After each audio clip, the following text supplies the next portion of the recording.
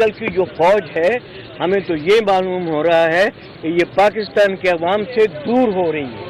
پاکستان کے عوام اور فوج کے درمیان اتنا فاصلہ ہو گیا ہے کہ یہ ایک نہایت خطرناک سچویشن میں ہم پہنچ گئے ہیں. جنرل باجوہ کے زمانے میں ہمیں جی ایچ کیو بلایا گیا تھا اور جی ایچ کیو میں ہماری بڑی لمبی میٹنگ ہوئی.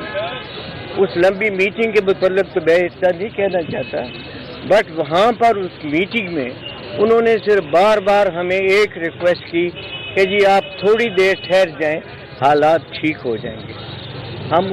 ہم نے صبر کیا.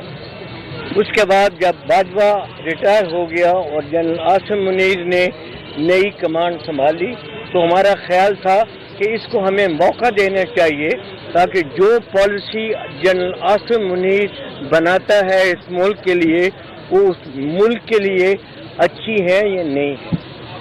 ہم نے اتنے مہینے انتظار کیا. اس کے بعد ہم نے ان کو ایک خط لکھا جس خط میں ہم نے ان سے یہ درخواست کی کہ ملک کے حالات اتنے سنگین ہوتے جا رہے ہیں، ہمیں موقع دیں، ہم آپ کے ساتھ مل کے بیٹھ کے اپنا نظریہ آپ کے سامنے پیش کریں، آپ اپنا نظریہ ہمیں بتائیں. مگر جنرل عاصم منیر نے بالکل پرواہ بھی نہیں کی کہ انہوں نے اس خط کا جواب نہیں دیا.